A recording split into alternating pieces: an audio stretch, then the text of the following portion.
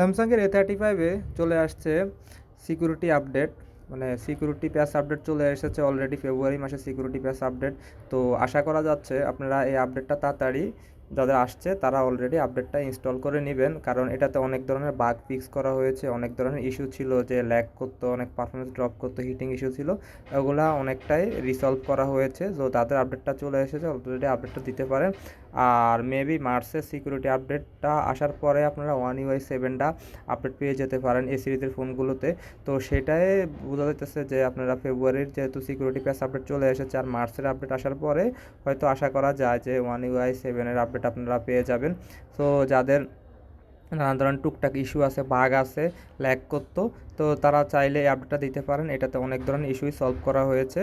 So এটা official update, কোনো সমস্যা নাই, আর এটাতে কোনো সমস্যা পাইনি। আমি অলরেডি সফটওয়্যারটা আপডেট দিয়েছি A35 ফোনটাতে।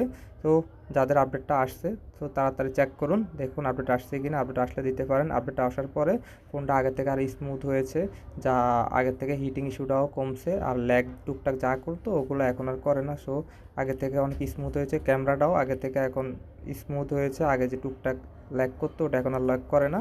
সো সবাই এই আপডেটটা নিশ্চিন্তে দিতে পারেন, এটাতে কোনো সমস্যা নাই। এটাতে যত বাগ আছিল সবগুলোই প্রায় ফিক্স করা হয়েছে। ধন্যবাদ। আর কোনো কিছু জানার থাকলে অবশ্যই কমেন্ট বক্সে জানাবেন। আর আপনারা কিন্তু সাবস্ক্রাইব করেন না, অবশ্যই সাবস্ক্রাইব করবেন। ধন্যবাদ।